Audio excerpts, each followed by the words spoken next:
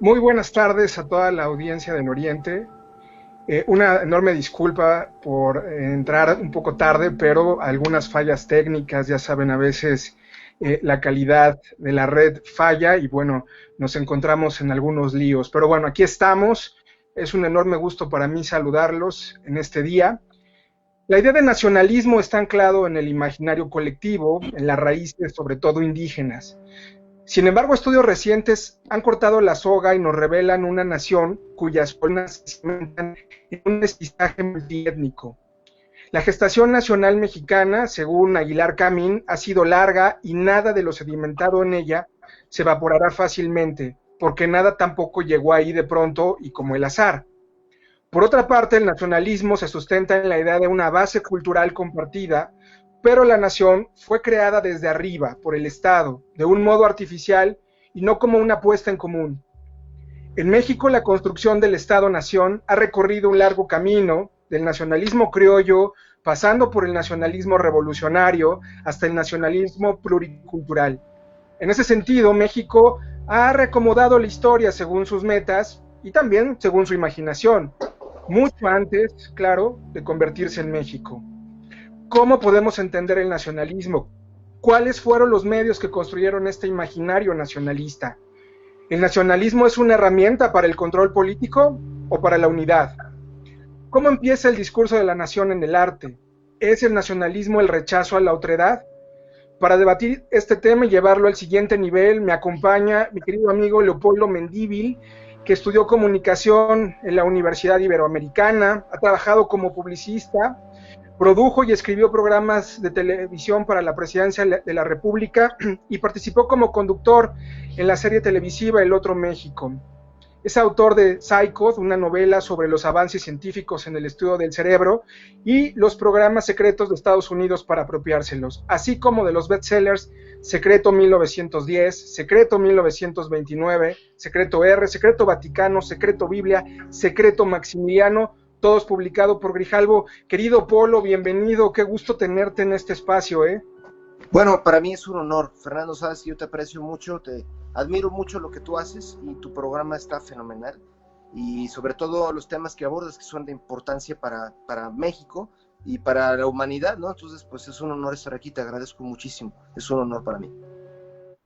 El honor es mío, Polo. Oye, bueno, quisiera abrir con una pregunta. Mira, en un ensayo sobre las diferencias entre México y Estados Unidos que publicó The New York en el 79, Octavio Paz enfatizaba algo que me parecía muy revelador, cómo ambos países se distinguían por su manera distinta de enfrentar el pasado.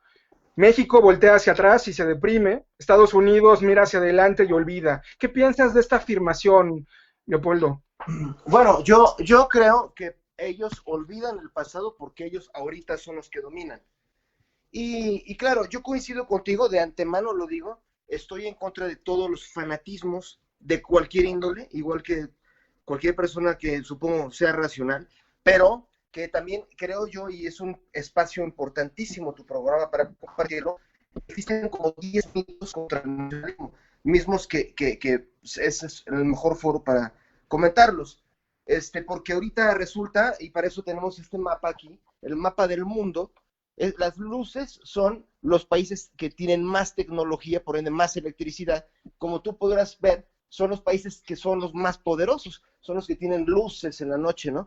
Todos los que no tienen luz son pobres desiertos, jodidos, perdón por la expresión, y entonces lo que ocurre es que hoy en día los países ricos son súper nacionalistas y es cool ser nacionalista de esos países. Por ejemplo, ser gringo y decir 4 de julio, yeah, pero ser de los países pobres y decir soy nacionalista, así como esto, es malo, es malo. Entonces creo yo que mucho es que se ha hecho una propaganda, y bueno, creo que ese es un foro increíble para plantearlo, porque el nacionalismo, como has dicho, ha sido muy mal usado para oprimir, pero es como cualquier cosa, la energía nuclear es mala si la pones en una bomba nuclear y es excelente si con eso sacas energía. Entonces, el nacionalismo es malo cuando es para un gobierno opresor, pero es necesaria cuando quieres que un país salga de los que no tienen desarrollo, se ponga las pilas y diga, vamos a ser los buenos. El nacionalismo, como has dicho, ha sido muy mal. Eso es mi punto de vista, humildemente. No, me parece muy bien que lo plantees y eso me lleva a otra pregunta, ¿no? Sobre todo tú que has transitado en los temas de investigación para elaborar tus novelas, pues has hecho un recorrido del siglo XIX, pasando por el siglo XX, pero digamos que tienes un diálogo con la historia. Mariano Otero, un liberal del siglo XIX, afirmaba que la nación era una gran familia unida por vínculos de interés y sobre todo afecciones del corazón. Justo Sierra, porfirista, decía que la nación se definía por el suelo en el que nacimos, ¿no? El filósofo Leopoldo Sea hablaba de una historia común y Norberto Bobbio hablaba de un poder que organice a la población. Para Leopoldo Mendívil, ¿qué es la nación? Mira, me identifico mucho con la definición de Otero. Yo lo considero, o sea, a mi humilde forma de ver, digamos que cada ser humano tiene círculos de pertenencia por nacimiento, ¿no? O sea, tú naces dentro de una familia, dentro de una comunidad, por decirlo así, los vecinos, etcétera, lo que en la antigüedad serían los clanes, las tribus, un siguiente círculo que es la nación, que claro, aquí están todas las millones de semánticas posibles para nación, ¿no? O sea, hay tantas definiciones de nación que uno puede agarrar la que sea como la Biblia y usarla como bomba o usarla como herramienta de cohesión. Y el siguiente, último nivel es la humanidad total, ¿no? Todos pertenecemos a esos círculos de pertenencia. Digo, esto es un gráfico de otra cosa, pero sirve como ejemplo. Tu primer círculo, tu familia. Siguiente, tu comunidad cercana. Luego, tu nación.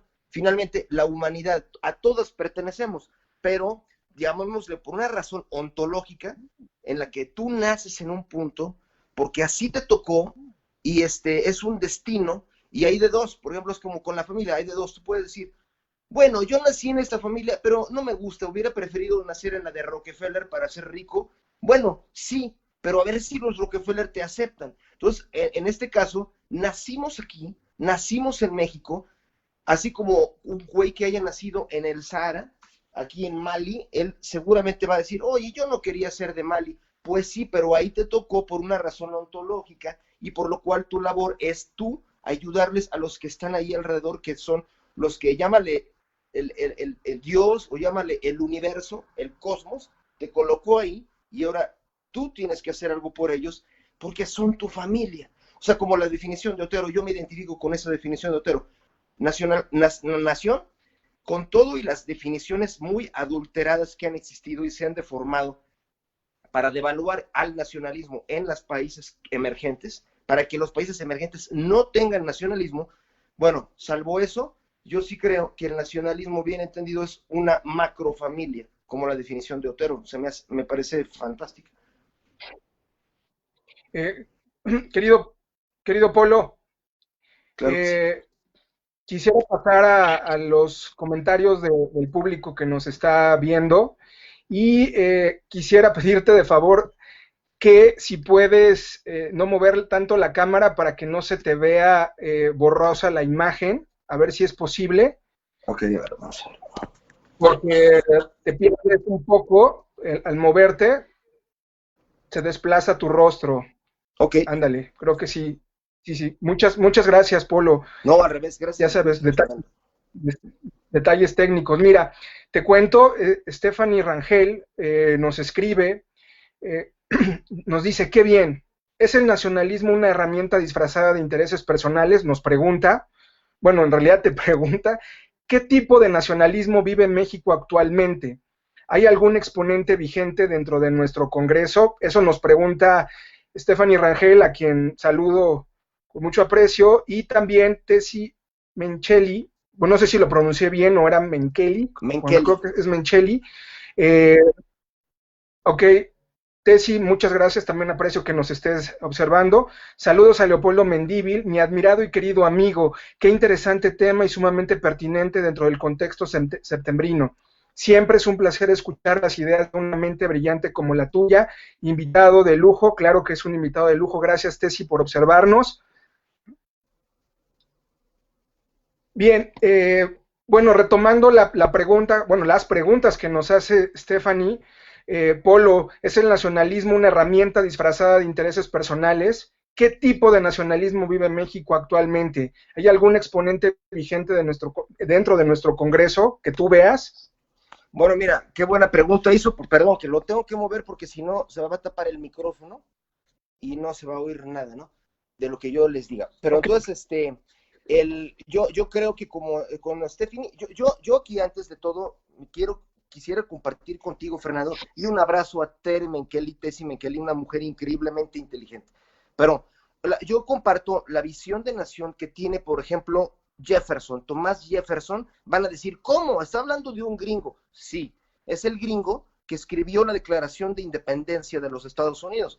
Y él lo dejó claro cuando dijo, el nacionalismo no lo establece el gobierno, el nacionalismo lo establecemos nosotros, el pueblo. La nación no es el gobierno, la nación somos nosotros, la gente. O sea, y lo dice tal cual la Declaración de Independencia, a tal grado que lo dice así. Y si acaso llegase una forma de gobierno que en principio es elegida por nosotros, llegase a convertirse en una opresión, es nuestro deber, la gente, the people, es derrocar a esa tiranía y establecer nuevos guardianes de nuestra libertad. Así lo dice. Y yo lo comparto porque además yo he platicado contigo 1000 veces. Sabes cómo te aprecio, te admiro lo que haces y tu forma de pensar. O sea, siguiendo la pregunta de Stephanie, es nosotros cuando pensamos el nacionalismo que establece el gobierno, ya ahí la estamos regando. El gobierno no es el que emana al nacionalismo. El gobierno es algo que emanamos nosotros, porque el gobierno supuestamente, al menos en lo supuesto, es algo que nosotros acordamos como fuera para que nosotros mismos nos gobernemos, nos organicemos a través de unos delegados, que son ellos. El nacionalismo de base es puesto por nosotros. No nos debería francamente importar lo que diga un tipo o el que sea, no digo por el presidente actual, no nos debería de definir el nacionalismo al estilo Peña Nieto, al estilo Felipe Calderón, al estilo López Obrador. Si hiciéramos eso, ya ahí estamos nosotros mismos rompiéndole la mother al nacionalismo. El nacionalismo somos nosotros, lo establecemos. Es nuestro sustrato de cultura común que amamos, que nos gritamos en la calle, aunque todo el mundo critica. Oye, el nacionalismo ahora es nada más gritar viva México. Yo digo, claro, ¿qué tiene de malo? ¿Desde cuándo han creado la propaganda para que creamos que eso es malo? Y han tratado de hacer que uno piense que el nacionalismo es pensar en el gobierno. O sea, que nacionalismo es estar de acuerdo con lo que diga un presidente como López Obrador o como el Peña. No, eso, la diferencia, como decías, cuando Octavio Paz trató de definir qué diferencia a Estados Unidos y a México, una de las diferencias es que ellos realmente son institucionales en el sentido de que la nacionalidad no depende de un presidente. A los presidentes hasta los bajan, como lo fue Nixon. El pueblo, a través de un impeachment, bajó al presidente y dijeron, güey, tú no nos representaste. Y estuvieron a punto de hacérselo a Trump. Entonces, de manera que el pueblo sabe muy bien que la existencia de la americanidad, de la USA y somos América, eso no lo define un gobierno que esté ahí. Y bueno, y también siguiendo su pregunta, porque me imagino que va por ahí, pues tristemente se da que muchos gobiernos, bueno, en cierta forma también está un poco en el riesgo de caer en ello, de lograr una distorsión del nacionalismo para convertirlo en todas las cosas malas que se dicen del nacionalismo, que es cuando el nacionalismo, y ahí van todos los mitos contra el nacionalismo, cuando dicen que el nacionalismo es ser intolerante, cuando es no aceptar a las otras naciones, eso es perdón que lo diga, pero eso no es el nacionalismo. Quien piense eso está mal del cerebro y aparte o está acosado por la propaganda. Porque el nacionalismo, ¿qué tiene de malo que las naciones sean nacionalistas? Cada una tiene que tener su personalidad como cultura para poder ofrecerle algo a los demás. Y otra cosa que siempre dicen es que nacionalismo significa ser como Hitler o ser nazis. Qué falsedad. Qué falsedad, porque no están considerando que los enemigos de Hitler, los judíos, por ejemplo, pues toda la Biblia es un libro supernacionalista. La nación ahí es Israel, ayudados por un Dios que es Jehová, Yahvé, y ahí les van los nombres de los nacionalistas judíos, hebreos: Abraham, Moisés, David, y todos los demás que quieren pensar, todos ellos son nacionalistas que luchan por el pueblo de Israel. Es una nación. Yo he tenido una discusión con otros cuates que dicen, es que eso no era Estado-nación, y sacan el diccionario, digo, no, o sea, güeyes, no nos veamos así de semánticos, de que nación solamente es si significa lo que el diccionario de mi época dice. Nación es un concepto filosófico universal que se aplica a una gran cantidad de seres humanos que comparten una lucha colectiva por existir y sobrevivir, que es como una tribu grande o como una familia a lo grande, como dijo Otero. Sería mi humilde punto de vista, mi queridísimo Fernando. Sí, creo que la distinción que haces me parece muy adecuada porque estableces distintos matices en el nacionalismo, o sea, es decir, no estás viendo el nacionalismo desde una imposición del Estado, porque finalmente para que el territorio comprendido que va desde Tijuana hasta Tapachula se reconozca una bandera, se reconozca un himno, se reconozca un gobierno y se reconozcan unas leyes aceptadas por todos los habitantes, pues se necesita que el Estado imponga de buena o mala manera su fuerza, porque de lo contrario, pues, no se reconoce como tal esos territorios ni esas identidades, que además son muy diversas, como tú mencionas, y eso es decir, la construcción que se tiene moderna de la nación está muy vinculado al Estado, ¿no? Y a la construcción de Estados-nación, y lo que tú, entiendo, me estás compartiendo con nosotros, es que hay matices en eso, ¿no? Sí. Que hay distintas gradaciones de nacionalismo y que para ti el nacionalismo se acerca más a la figura comprendida por Mariano Otero de una familia, ¿no? Finalmente uno llega a una familia, pero también uno puede elegir su familia, ¿no crees, Polo? Bueno, sí, uno puede, o sea, uno puede eliminar a la familia, digo, por darte un ejemplo personal, ayer tenía una discusión porque falleció una tía abuela, que es la descendiente de Bernardo Reyes, Amalia López Reyes, falleció, y ya empezó una disputa horrible en la familia por la cuestión de las cositas, ¿no?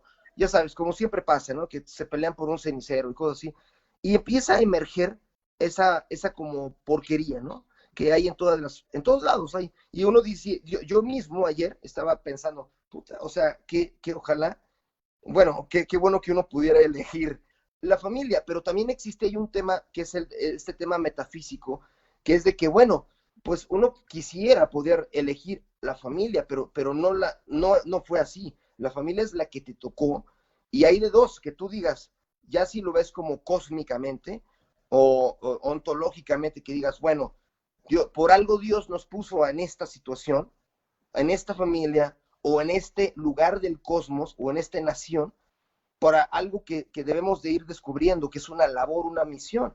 La otra es que digas, no, yo nunca me sentí mexicano, o yo nunca sentí que pertenecía a esta familia, me tocó por pinche accidente.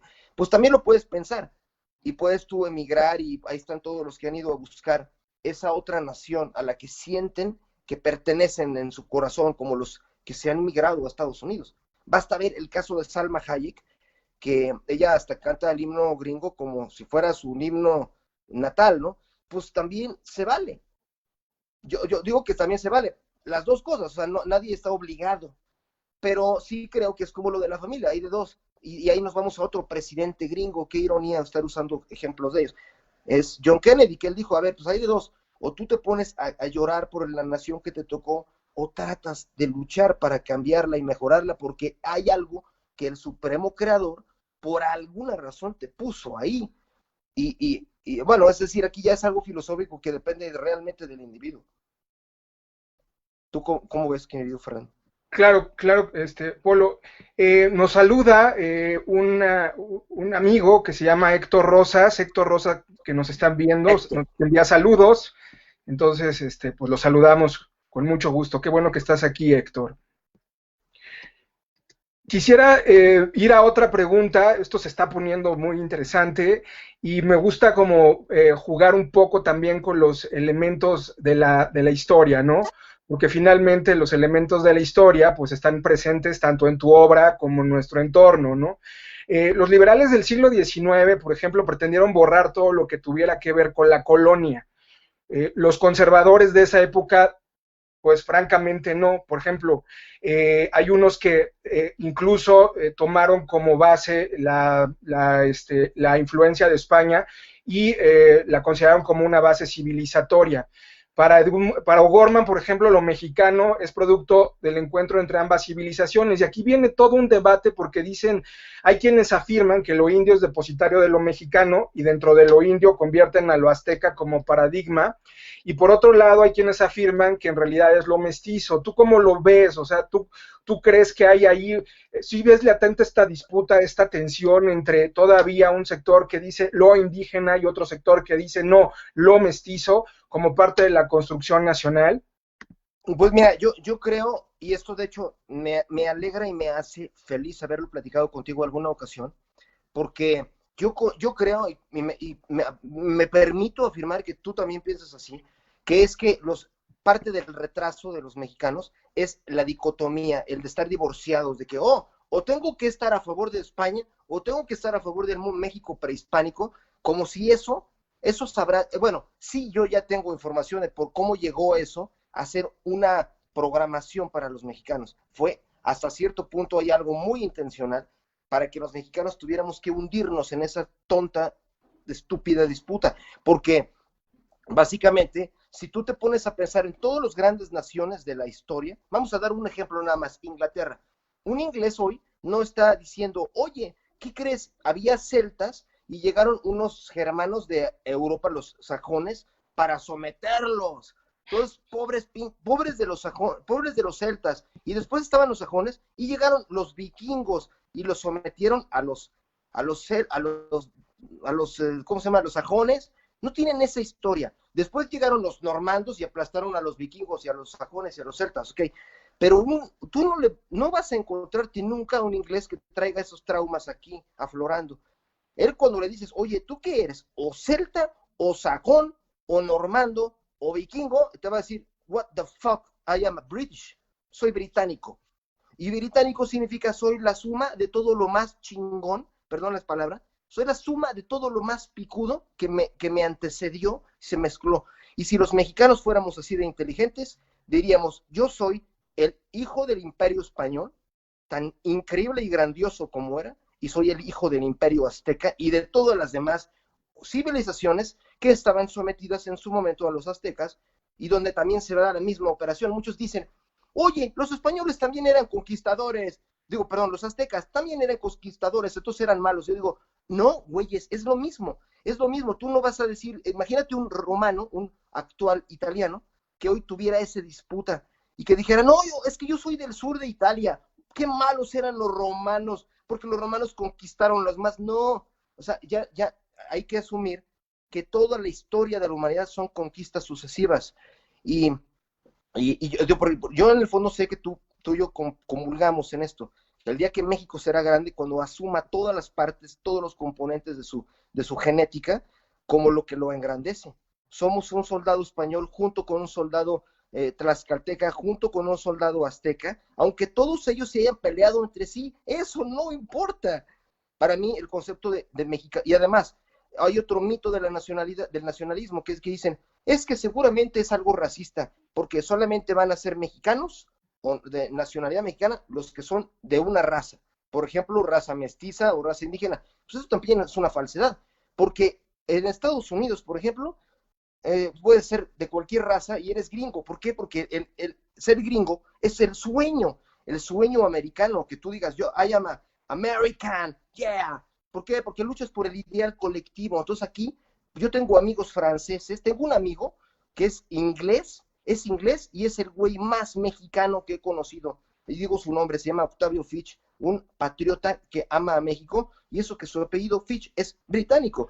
Hay amigos judíos que son mexicanos, aman a México y nos defendieron hace poquito cuando todo estaba poniéndonos la bota encima, y ellos, la comunidad judía de México, hablaron con el yerno y le dijeron, dile a ese güey que le baje. Y lo hizo. O sea, porque ellos asumieron que ellos también son mexicanos, también aman el ideal de ser mexicano, y no es algo racial. Pero te digo, yo siento, Fernando, que y estamos, como país, estamos acosados por todos los que han creado una propaganda negativa contra el que tú ames a tu nación. ¿Para qué? Pues para que tú para que no se forme una cohesión, porque en esa cohesión es donde México podría resurgir, igual que cualquier otro país de los que están ahí en ese mapa.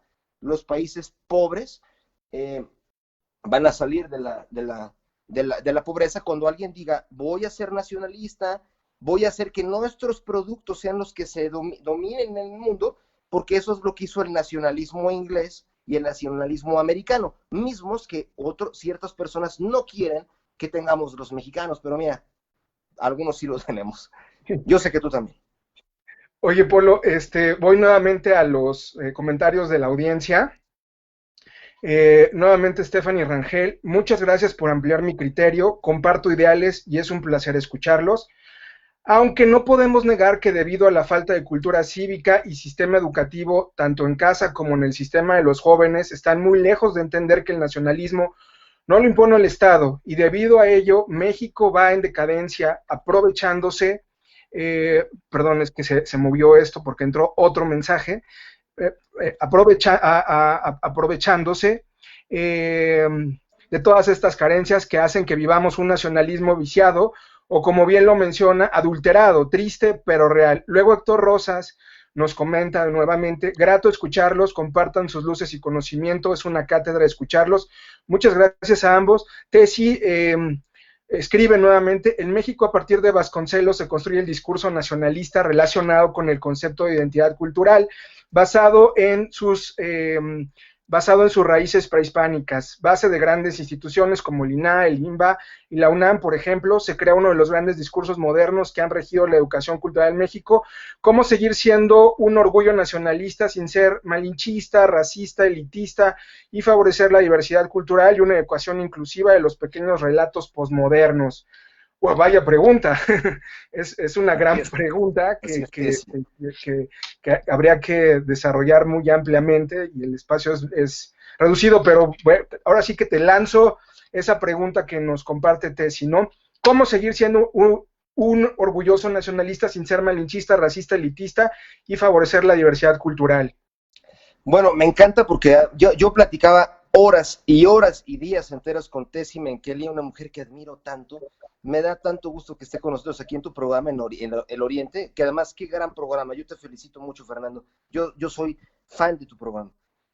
Y bueno, yo le diría a Tessy que yo ahorita van a decir que es increíble que yo use las referencias exteriores para hablar del nacionalismo.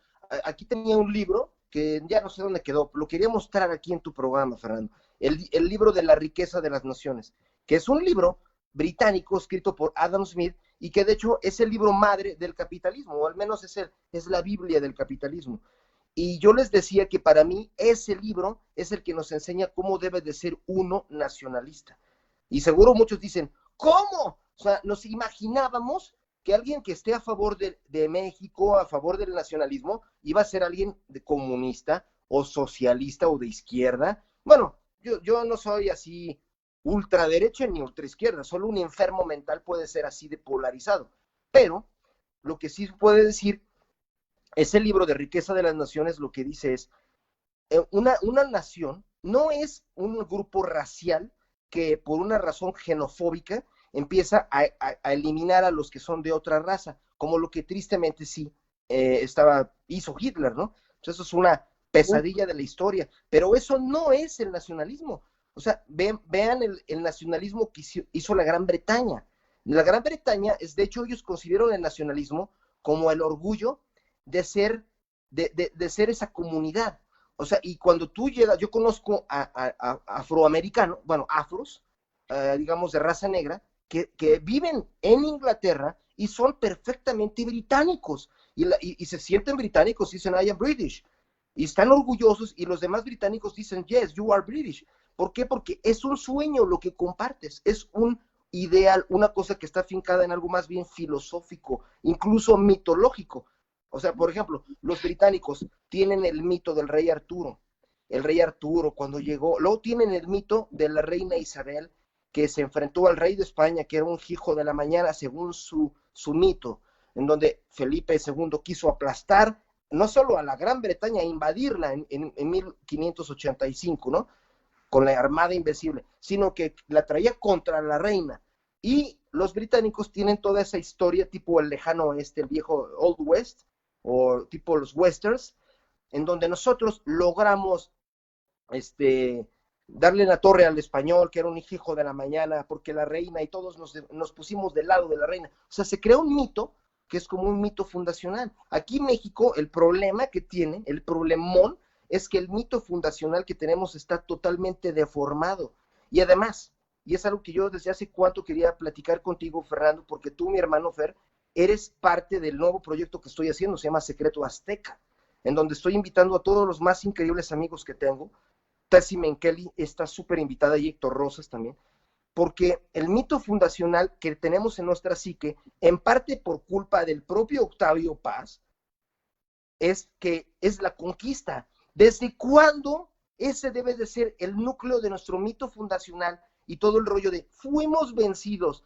Es que eso es tan estúpido. Por ejemplo, los romanos, volviendo al caso de un italiano, si tú vas con un italiano o con un griego, vamos a pensar en un griego, si tú vas con un griego y le preguntas, oye, ¿me puedes platicar de la Grecia antigua? O sea, de tu cultura, de la parte más antigua, más chingona de tu pasado, la Grecia antigua, te aseguro que ese griego no va a llegar a decirte, es que cuando nos invadieron los romanos, eso no te lo va a decir, él no lo tiene en su mente. Él va a hablarte de Aristóteles, de Sófocles, de la época de Pericles, te va a hablar de la guerra contra los persas, las guerras púnicas, te van a hablar de la guerra de Troya, de la grandeza, de la época de grandeza. Y la pregunta es, ¿por qué México, en vez de hablar de el imperio azteca, hablan de la conquista y del final de ese imperio? Como si fuera ese el fundamento psicológico de lo que somos.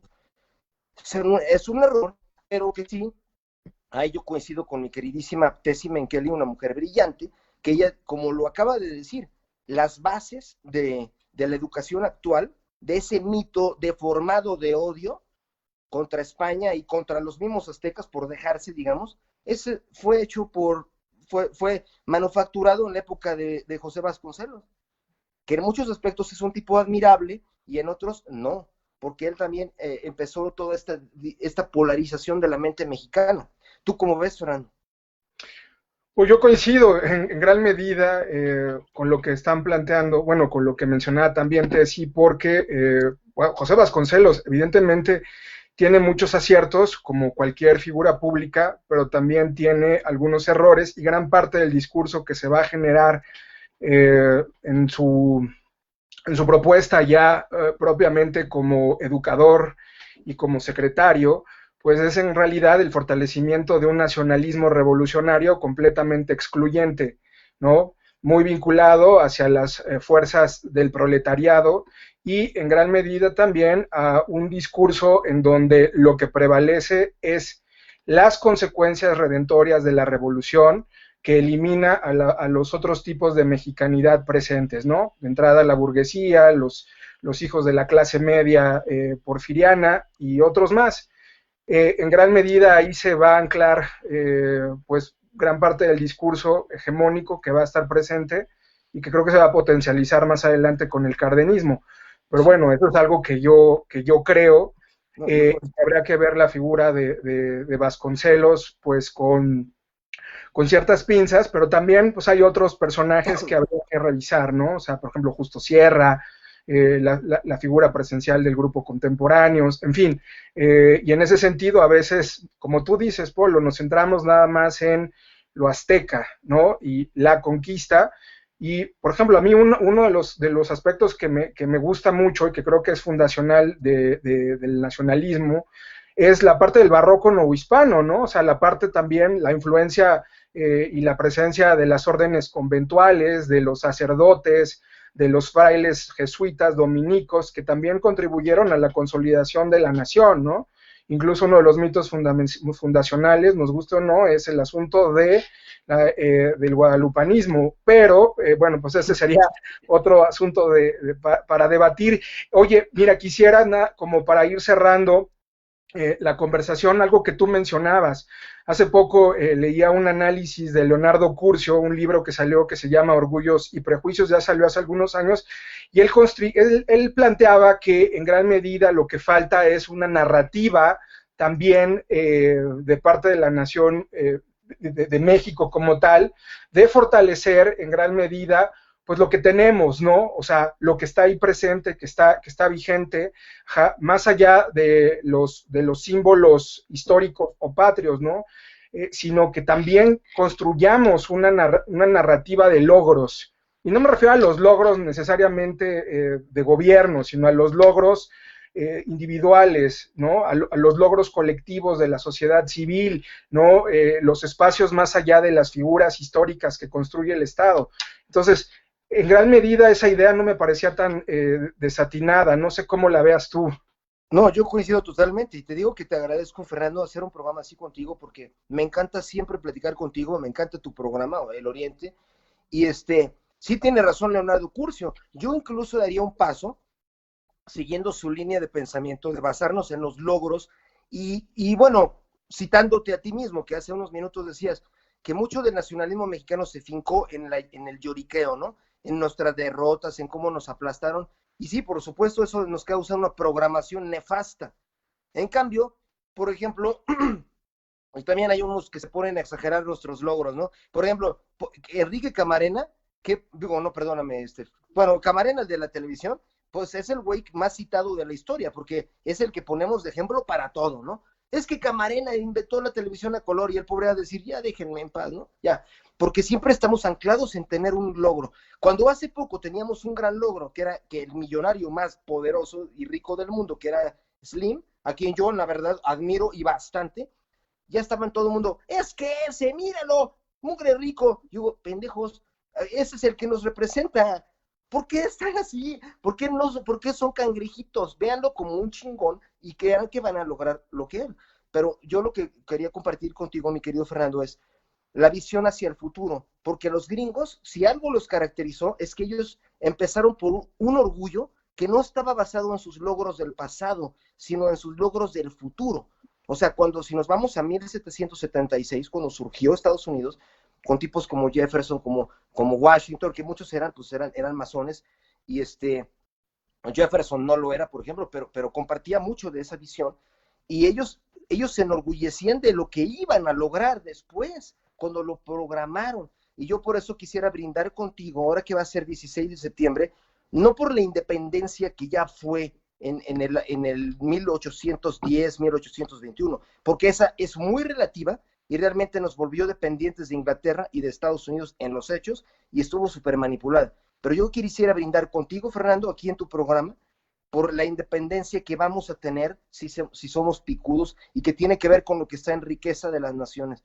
Que sepamos buscar el logro futuro que va a ser cuando nos cohesionemos, sin un divorcio psicológico entre lo prehispánico y lo hispano, sino que lo amalgamemos como lo hace cualquier inglés, como lo hace un español, que es heredero de los visigodos, de los iberos, etcétera, y de los moros, y que no tiene contradicción en eso. O sea, y que realmente veamos la independencia de México va a ser cuando nuestros productos, realmente lo que nosotros vendemos, sea lo que domine en el mundo, como lo está haciendo Singapur, Corea, todos los tigres del Oriente y China, no se diga, ese es el secreto de las naciones. Por eso los conmino a que volvamos a leer un libro capitalista y británico, el de Riqueza de las Naciones. Eso es lo que define, en mi punto de vista, que nos dejemos de nuestros traumas y eso, y que digamos, vamos a construir así, a jugar en el juego del mundo chingón para ganar, pues esa es la clave. Querido Polo, para ir concluyendo, bueno, nos responde Tesi nuevamente. Cierto, completamente de acuerdo, nuestros conceptos nacionalistas han sido forzados y manipulados a una visión de los vencidos. Por cierto, excelente libro eh, de Portilla. Sí, y el otro asunto, Polo, para concluir, es el poder maneja símbolos históricos, ¿no? El poder político jala símbolos, los hace, se los apropia y de una u otra forma los va manoseando. Eh, Madero. Tú has hecho comentarios muy puntuales sobre Madero, de hecho manejas en tu primer libro, Secreto 1910, la figura de Madero. ¿Qué piensas de la figura de Madero y el uso que se le está dando? Mira, Fernando, yo ahí sí, como tú sabes, yo no tengo pelos en la lengua y yo lo que creo es que los héroes son estampas que utilizan los regímenes para sustentación de su propia autoridad y eso sucede desde la época antigua, ¿no? O sea, por ejemplo, en el libro de Secreto Biblia, que es un libro que hice y que platiqué mucho contigo, ahí viene cómo se hizo desde la antigüedad esto. Hay héroes que se sacaban, por ejemplo, un rey griego que era Ptolomeo II, así como el de Ptolomeo Nene, bueno, era real. Ptolomeo II, que era el hijo del Ptolomeo, amigo de Alejandro Magno, pues ese güey acabó siendo el que era el regente de todo lo que era Egipto y todo lo que era Grecia. Pero no se peleaban entre sí y se le hacía muy difícil cómo amalgamarlos, cómo que todos me obedezcan a mí y porque los dos tenían diferente religión. Los del norte, los de Grecia, tenían una religión de origen egipcio, que era la de Apis, y los del sur, la de Osiris, ¿no? Entonces dijo, su papá le dijo, no te preocupes, güey, vamos a crear un nuevo dios que se llame Serapis, la combinación de Osiris y de Apis. Y su hijo dijo, ¿cómo lo haremos, papá? No, su papá se fue a Turquía y consiguió una estatua y que no sabía quién era, y pues eso se llama Serapis, es un dios. Se les dijo a los dos pueblos, ¿qué creen? Hemos descubierto algo increíble, que el Dios en que creías ellos y ustedes es el mismo, y yo soy su sacerdote. Ahí empezó el imperio ptolomaico que conocemos que acabó con Cleopatra. Esto se ha hecho tantas veces. Mira, un ejemplo reciente, pues el santo de los nacos, Valverde, ese también fue igual. Lo crearon, un tipo lo diseñó porque dijo que se parezca a Pedro Infante y al alcalde de aquí. O sea, y tristemente los regímenes, y creo que no es la excepción para nada, está agarrando a héroes y los vuelve como de cabecera, que son bastante cuestionables. O sea, Madero era un tipo que francamente fue colocado por intereses de los Estados Unidos aquí para quitar a un gran presidente que era Porfirio Díaz, que era un tipo que tenía en sus manos el gobierno nacionalista, ojo, supernacionalista de México, poderoso, y los gringos dijeron no. Hicieron un plan que está en mi libro de Secreto 1910, que compartí contigo muchísimo, en donde básicamente los gringos dijeron, ya nos estorbó mucho este viejo, porque está haciendo pactos con Inglaterra, no lo vamos a permitir, y es donde entró toda esta operación, dinero de la familia Rockefeller, dinero de la familia de Charles Rankley Flint, el creador de IBM, de las computadoras, él financió, metió dinero para que llegara al poder Madero. Cuando Madero llegó al poder, no cumplió ninguna de las promesas que había hecho a los pobres cuates que pelearon, dirigidos por un gringo, que fue el que realmente organizó a los guerrilleros, que era un operador gringo, Sherburne Gillette Hopkins, y a los 15 meses de estar en el gobierno, Madero, o sea, se le estaba desbaratando todo, o sea, no dio el ancho uno más mínimo, o sea, pero, y bueno, sí se puede decir de todos los demás que están ahorita como héroes oficiales, es la verdad. Algunos son muy admirables. Digo, para dar el ejemplo, Benito Juárez, también un tipo increíble que todos admiramos mucho, pero él también hizo mucha colusión con los gringos. Y el que no lo quiera ver, realmente está en contra de México, porque yo siempre le digo a todo el mundo, ser nacionalista, en mi opinión, no es admirar a los héroes del pasado, es hoy admirar y luchar por los niños vivos de ahorita, para que ellos sepan la verdad y lo que les pasó en el pasado a los otros no vuelva a repetirse. Por eso tenemos que saber la historia como realmente ocurrió, porque si no, hay maderos de ahorita, hay todo esto de la reforma energética, ya se está sabiendo bien todo, cómo fue realmente, para bien o para mal. Bueno, más bien para mal es la verdad, pero cómo estuvo operada desde los Estados Unidos. Y nosotros los mexicanos ni cuenta nos damos de ese juego, porque hay cuates que vienen de otros países a meterse aquí, y eso ha sido desde hace 200 años, vienen aquí, se coluden con los líderes, les ofrecen lana y todo, y acaban entregando pedazos de nuestro país. Y lo del petróleo ya valió gorro si quieres, pero está empezando otra época con hay más riqueza de nuestro país que ya está siendo objeto de esos mismos problemas y ni enterados, con el dedo aquí metido con Atole. El caso del litio es un ejemplo, es uno de los ejemplos. Y nosotros, mientras no sepamos de la historia y no tengamos una visión nacionalista verdadera en que nosotros somos la nación, el pueblo no los gobierna, pues ahora sí podemos cambiar las cosas a futuro. Sería mi humilde punto de vista, mi querido Fernando. Oye, Polo, pues qué conversación tan interesante. Me voy despidiendo con un comentario que acaba de entrar rápidamente. Malverde más bien es como Piporro, excelente programa, felicidades, Fer, Polo, saludos, Rodolfo Naró. Polo, Rodolfo, un pues abrazo. te agradezco muchísimo esta conversación. Como siempre, nos falta tiempo, pero ya habrá otra oportunidad de coincidir en este espacio, si tú me lo permites. Yo ¿No? siempre estaré a tus órdenes, Fernando. Sabes que me encanta tu programa y me encanta platicar contigo. Lo que tú haces por la cultura mexicana es algo increíble y te lo agradezco. Es un honor ser tu amigo. Yo te lo agradezco también a ti y el sentimiento es mutuo. Agradezco muchísimo a la audiencia del Oriente, a los amigos que se conectaron, a la gente que nos comenta y que comparte.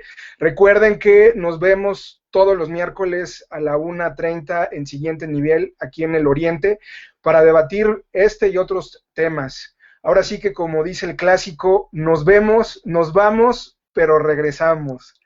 Un abrazo, Polo, y un abrazo a toda la audiencia del Oriente. Claro que sí.